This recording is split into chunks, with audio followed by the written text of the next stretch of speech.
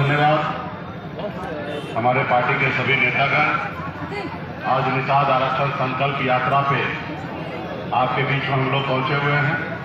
इस क्रम में वीआईपी पार्टी के अध्यक्ष संतोष सहनी जी, राष्ट्रीय सचिव बीके सिंह जी, बिहार साय राष्ट्रीय प्रवक्ता श्री राजेश मिश्रा जी, वीआईपी पार्टी के राष्ट्रीय उपाध्यक्ष उमेश सहनी जी, राष्ट्रीय उपाध्यक्ष बैजनाथ सहनी जी, राष्ट्रीय सचिव श्री वरुण विजय जी, बिहार प्रदेश के महिला उपाध्यक्ष श्रीमती सीमा कुशवाहा जी, इस कार्यक्रम में उपस्थित प्रदेश अध्यक्ष कुशांचल के हरिओम जी, प्रदेश अध्यक्ष सोनपुर के प्रशांत सिंह जी, कमलेश सिंह जी, बिहार से आए हमारे वीआईपी पार्टी के नेता जगत नारायण निषाद जी, दुर्गा निषाद जी, सूर्यपाल निषाद जी, मोतीलाल निषाद जी, राजेश यादव जी, सूरज निषाद जी, प्रधान जी, अनूप लाल जी, मछलीकांत जी, अतुल गौड़ जी, जेपी निषाद जी और इस कार्यक्रम में उपस्थित हमारे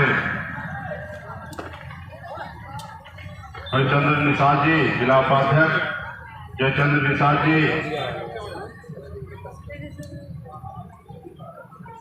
जयश्राम निषाद जी, जिला अध्यक्ष, इस कार्यक्रम में उपस्थित कमला पंडित जी, कमला पंडित जी, निषाद समाज जिला सचिव विश्वनाथ निषाद जी, विश्वनाथ निषाद जी, है कि नहीं, सुल्तान खान जी, विवेक कुमार यादव जी, आरिफ जी, बाबू राम निषाद जी, हरिश्चंद्र निषाद जी, दयाराम निषाद जी, वीरेंद्र निषाद जी, विश्वनाथ निषाद जी, घनश्याम जी, राम विलास जी, सुनीलाल निषाद जी, इंद्रजीत निषाद जी, मुरली निषाद जी, राम सूरत निषाद जी, राम फौजी जी, राजकुमार जी, श्वेता वर्मा जी, राम केदार निषाद जी, धनीराम निषाद जी, धर्मेंद्र निषाद जी, पवन निषाद जी, परशुराम निषाद जी, मदन निषाद जी, मनोज निषाद जी, मंटूर निषाद जी, घनश्याम प्रधान जी, जुम्ना निषाद जी, राम अजोर जी, शिव कुमार जी, बिंदु तिवारी जी, सूर्यभान जी, इंद्र खान जी, सूर्य खान जी, तमाम वीआईपी पार्टी के सभी नेतागण, यहाँ पर उपस्थित नौजवान साथी।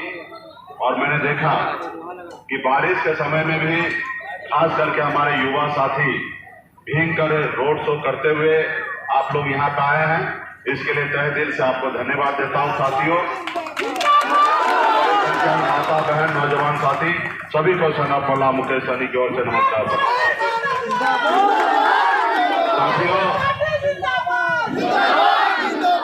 साथियों ये 25 तारीख से 25 जुलाई से वीरांगना फूलन देवी जी का शहादत दिवस के अवसर पर पटना से ये निषाद आरक्षण संकल्प यात्रा पूरे बिहार, यूपी, झारखंड 3 राज्य में घूमना है और 80 जिला में जाना है। और इसी क्रम में आपके जिला में अम्बेडकर नगर में हम लोग यहाँ पे पहुंचे हुए हैं, सिर्फ समाज को जोड़ने के लिए, हक अधिकार के लिए राय लड़ने के लिए। साथियों आज हम लोगों ने एक नारा दिया है, आरक्षण नहीं तो गठबंधन नहीं और गठबंधन नहीं तो वोट नहीं, ये हमने नारा दिया है। जो हमारी सुनेगा हम उनकी सुनेंगे, जो हमारी नहीं सुनेगा उनकी हम नहीं सुनने वाले। साथियों आज हम लोगों को 1-2 विधायक या 1-2 सांसद बनाना ही हमारी नहीं है। हम चाहते हैं कि हर घर में निषाद के चेहरे पे खुशी आए, उनके घर में तरक्की हो, उनके हक अधिकार उनको मिले, उनको आरक्षण जो उनका अधिकार है वो उनको मिले। साथियों आज इसी के लिए हम लोग लगातार पिछले कई सालों से लड़ाई लड़ रहे हैं, इस क्रम में आपके बीच में आए हैं। साथियों इस देश को आजादी दिलाने के लिए ना जाने हमारे पूर्वज कितना शहीद हुए हैं, हजारों लाखों की संख्या में हमारे पूर्वज शहीद हुए हैं। सिर्फ इसलिए शहीद हुए हैं, उन्होंने एक संकल्प लिया था कि आजाद कराएंगे भारत को, और जो हमारे आने वाला जो पीढ़ी होगा इस आजाद भारत में सर उठा के जिएगा। लेकिन देश तो आजाद हुआ, लेकिन सही मायने में निषाद समाज को आजादी नहीं मिला। आज वर्षों से हम लोग संघर्ष कर रहे हैं, मेहनत करते, मजदूरी करते हैं, लेकिन आज देखिए बड़े पैसे वाले लोग कौन है जो मेहनत नहीं कर सकता है, जिसके बाप दादा खेत में जाके काम नहीं कर सकता है, आज वो लोग आज इस देश में अब मालिक बन के बैठा है और हमको गुलाम बना के रखा है। इसलिए अगर सर उठा के जीना है अगर सर उठा के जीना है, मान सम्मान के साथ जीना है, तो दो काम करना है। एक काम, एक रोटी कम खाना है, लेकिन अपने बच्चों को पढ़ा लिखा के काबिल बनाना है। और दूसरा काम, अपने अधिकार के लिए संघर्ष करना है। जब तक आपका अधिकार है तो उसके लिए संघर्ष नहीं करेंगे, तब तक आपको कुछ लाभ नहीं मिलने वाला। साथियों, बाबा साहब भीमराव अम्बेडकर ने देश आजादी के बाद हमें संविधान बना के दिया, और संविधान में हमें वो ताकत दिया जो हमें किसी ने नहीं दिया है। आज हमें संविधान में वो ताकत है कि पहले राजा के घर में बच्चा जन्म लेता था तो उसका बेटा राजा बनता था, लेकिन आज संविधान के दम पर एक गरीब मछुआरा का घर में भी बच्चा जन्म लेगा तो वो भी राज्य का मुख्यमंत्री हो या देश का प्रधानमंत्री बन सकता है। और ये कब होगा? ये आपके वोट से होगा। आपके वोट में वो इतना ही ताकत है जितना आज मुकेश अंबानी हो या अडानी हो या रतन टाटा हो या देश के प्रधानमंत्री जी हो, जितना आपके वोट में ताकत है उतना ही उनके भी वोट में ताकत है। और वोट के आधार पे ही इस देश में नेतृत्वकर्ता को चुना जाता है। साथियों, आज हमारे पास 15% वोट रहने के बावजूद भी आज हम कहाँ हैं? इसलिए साथियों, अपने वोट का अधिकार को समझना है और संघर्ष करना है। आज मेरे यहाँ देखिए, मैं इस मुकाम तक पहुंचा हूं, संघर्ष के बदौलत पहुंचा हूं। मैं भी एक गरीब घर में जन्म लिया, जहां हजारों समस्या था, वहां पे मेरी जन्म हुआ। पिताजी मछली मारते थे, दादाजी मछली मारते थे, ऐसे घर में मैंने जन्म लिया, लेकिन संघर्ष के बदौलत आज इस मुकाम तक पहुंचे। मात्र 18 साल की उम्र में, जिस उम्र में बच्चे को अपने घर परिवार में रहना होता है, उस समय में घर परिवार को छोड़कर मुंबई जैसे शहर गया, मेहनत किया, मजदूरी किया, संघर्ष किया, और वहां पे संघर्ष के बदौलत मुंबई जैसे शहर में अपनी कामयाबी को झंडा मैंने गाड़ा और बेहतर जिंदगी जीने लगा।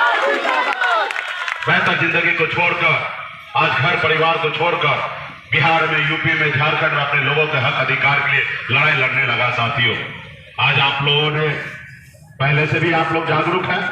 मैं जब 2016 में पहली बार उत्तर प्रदेश आया तो मैंने आपसे बहुत कुछ सीखा, और जब सीखा तो मैं बिहार गया, और बिहार में सीखने के बाद मैं अप्लाई किया सही ईमानदारी से, तो बिहार में आपसे पहले, जबकि आपका बिहार में से ज्यादा डबल संख्या आप उत्तर प्रदेश में है। बिहार से ज्यादा समझदार पॉलिटिकली आप थे, लेकिन आपसे पहले बिहार में हमने 4 विधायक बना और अपने दम पर बिहार में सरकार बनाया। बेहतर जिंदगी जी रहा था, मंत्री बना था, लेकिन उसके बावजूद भी हमें लगा नहीं, आपसे हमने बहुत कुछ सीखा है और आपका कर्ज है मेरे पर, और आपका मेरा फर्ज बनता है कि आपके हक अधिकार के लिए लड़ाई लड़े। और मैंने वहां से, बिहार से यहाँ पे आया और मैंने लड़ाई लड़ा, और मैंने उस समय में भी नारा दिया, आरक्षण नहीं तो गठबंधन नहीं, और गठबंधन नहीं तो वोट नहीं। उस समय में भी मैंने नारा दिया। आप बड़े बड़े पेपर में आपने देखा, और मैंने लड़ाई लड़ने लगा। और मैंने बहुत हद तक जो पॉलिटिकल पार्टी है, जो मालिक बन के बैठा है, जो हमें गुलाम बना के रखा है, उसको मैंने डरा दिया था, और बहुत हद तक वो मजबूर हो चुका था आपकी बात मानने के लिए। लेकिन आपका समाज का बेटा, आप ही का लोग जिसको आपने बनाया, वो उनके दलाली करने लगा। मैं एनडीए में रहकर, मैं बिहार में मंत्री रहकर मैंने उनसे लड़ाई लड़ा, और मैं यहाँ पे आके लड़ाई लड़ रहा था, और अपना ही लोग उनके साथ जाके एक विधायक बनने के लिए, एक सांसद बनने के लिए, एक मंत्री बनने के लिए उसके चरणों में चला गया, जिसके कारण आज आप रोड पे खड़े हैं। अगर हम 2022 में अगर उनको हराते तो वो डरता, वो मालूम गिर जाता, 2022 में हो जाता तो आज आपका सुनता, और 2024 से पहले आपका आरक्षण लागू हो जाता। लेकिन उन्होंने ऐसा नहीं किया। उन्होंने 4 कदम पीछे हट के गुलामी करने का निर्णय ले लिया। लेकिन मैं बिहार से आकर मैंने लड़ाई लड़ा। उसके बाद आपको पता होगा, आपकी लड़ाई के खातिर, आपकी लड़ाई की वजह से बिहार में हमारे विधायक को, ये भाजपा वाले ने 4 विधायक को खरीद लिया, हमें वो सरकार से बाहर कर दिया जो सरकार हमने बनवाया था। तो साथियों, हमने आपके लिए लड़ाई लड़ने के लिए हर तरह का बलिदान दिया है। अब जरूरी है कि आपको बलिदान देने का, आपको बताने का कि अब बिहार में या यूपी में या झारखंड में निषाद का बेटा किसी के कहने पे गुलाम नहीं होगा, किसी के बहकावे पे नहीं जाने वाला है। निषाद का बेटा वही चाहेगा जो निषाद का कल्याण होगा, और निषाद का बच्चे का भविष्य तय होगा, वही करने वाला है। ये आपको साबित करना पड़ेगा। शायद हम 2024 में हराएंगे, 2024 में अपनी ताकत को दिखाएंगे, तो आने वाला 2027 को आपसे डरेगा, या 29 में डरेगा? जैसे हमारे पूर्वज ने संघर्ष किया साथियों, इनके लोगों ने इनको साथ दिया और इन्होंने नेता भी अपना अच्छा कर्म किया और अपने समाज को देखिए कहां से कहां पहुंचा दिया। आपकी गलती नहीं है, आप तो ईमानदारी से उत्तर प्रदेश में आपने दिखाया कि निषाद का बेटा का क्या ताकत है और बड़े बड़े पार्टी झुका आपके सामने में, लेकिन झुकने के समय में आपने अपना बेटा को सांसद बनाना सही समझा, आपने अपने बेटा को विधायक समाज में बनाने का ज्यादा समझा, आपने समाज को आरक्षण दिलाने के लिए नहीं समझा। आप उस समय में कहते कि हम अपने बेटा को सांसद नहीं बनाएंगे, हम अपने बेटा को विधायक नहीं बनाएंगे, हम मंत्री नहीं बनेंगे, हमारा। साथियों, मैं हूं राजेश निषाद और इस समय मैं मौजूद हूं नगर पंचायत गोरखपुर की चौसा में और ये जलालपुर से बखारी से जलालपुर की तरफ रोड जाता है, सरदार नगर की तरफ हम लोग खड़े हैं और यहाँ पे हमारे बिहार के पूर्व मंत्री मुकेश सहनी जी आए हुए हैं। हम आपको दिखाना चाहेंगे, पहले बताना चाहेंगे उसके बस के बारे में, बस की क्या खासियत है। कैमरामैन जी जरा मुझे उधर दिखाइए। ये देखिए, ये जो है मुंबई से उनके द्वारा मंगाई गई है लग्जरी बस है। इसकी कुछ खासियत है, यही है वो 4 करोड़ की बस जिसमें मुकेश सहनी जी बैठ करके बिहार से जो है उत्तर प्रदेश में आए हुए हैं और सबको संकल्प यात्रा संकल्प करवा रहे हैं कि वीआईपी पार्टी को सभी लोग वोट दें। तो साथियों मैं बताना चाहता हूँ कि 4 करोड़ की बस मुकेश सहनी जी बैठ के आए हुए हैं। अलग अलग जगह उनका संकल्प यात्रा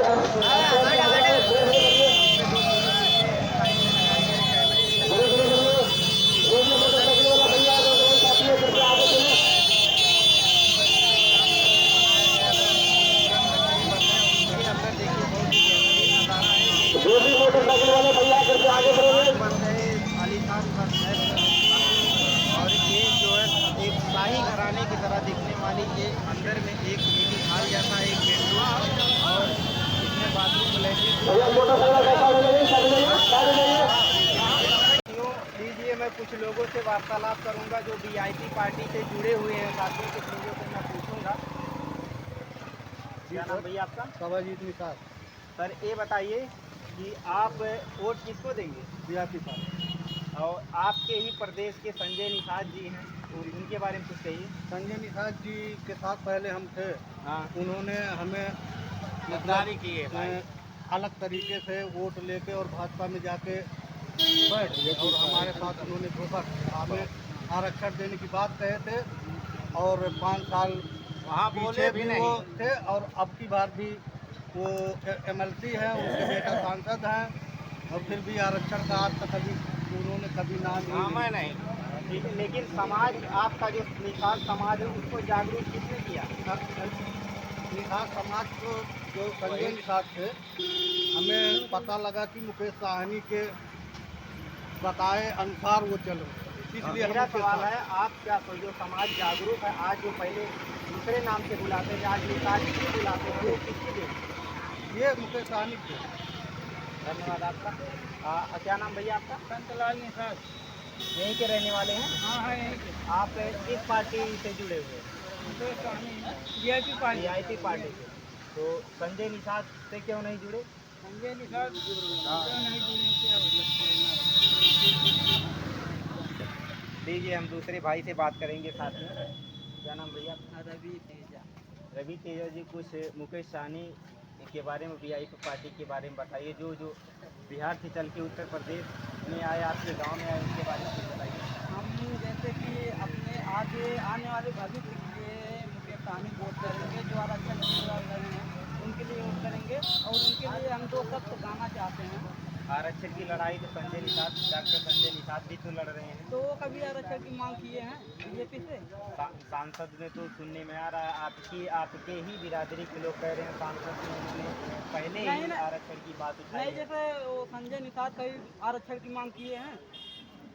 आपने वीडियो देखा कि नहीं? हम देखे हैं, एक बार मांग किए थे। आप गाना सुनाइए, जो गाना सुनाना चाहते हैं। हर नाई आके पारई है लगाई हैं, हर यूपी में मुकेश भैया आई हैं, अरे झंडा वीआईपी के लहराई हैं, यूपी में मुकेश भैया आई हैं, वीआईपी पार्टी जिंदाबाद जिंदाबाद। धन्यवाद साथियों। देखिए वीआईपी पार्टी का क्या रुतबा है। बिहार से चल के लग्जरी बस में 4 करोड़ की बस में चल के आए हैं उत्तर प्रदेश के जिले में और लोगों के दिल पे राज करने के लिए तैयार हैं।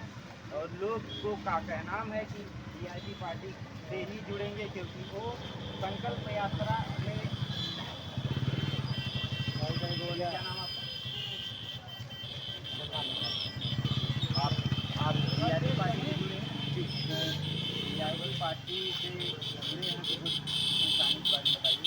मुकेश सहनी जी हमारे जो राष्ट्रीय अध्यक्ष हैं, उनके बताए रास्ते पे हम लोग चलेंगे, उनका सम्मान करेंगे और उनके साथ हम हैं। वीआईपी पार्टी जिंदाबाद। धन्यवाद भैया। नमस्कार साथियों, मैं हूँ जिलाजीत निषाद। ये देखिए, यही वो बस है जिसमें मुकेश सहनी बैठ करके यात्रा करेंगे। वीआईपी पार्टी के सुप्रीमो मुकेश सहनी व पूर्व मंत्री मुकेश सहनी आज निषाद आरक्षण संकल्प यात्रा पर निकल रहे हैं। इसके लिए उन्होंने मुंबई से एक बस मंगवाई है। यह बस कई बड़े सुपरस्टार के वैनिटी वैन से भी ज़्यादा खूबसूरत है। विकासशील इंसान पार्टी के व वीआईपी के अध्यक्ष मुकेश सहनी का किसी भी गठबंधन से तालमेल नहीं होने के बाद अब वो मंगलवार 25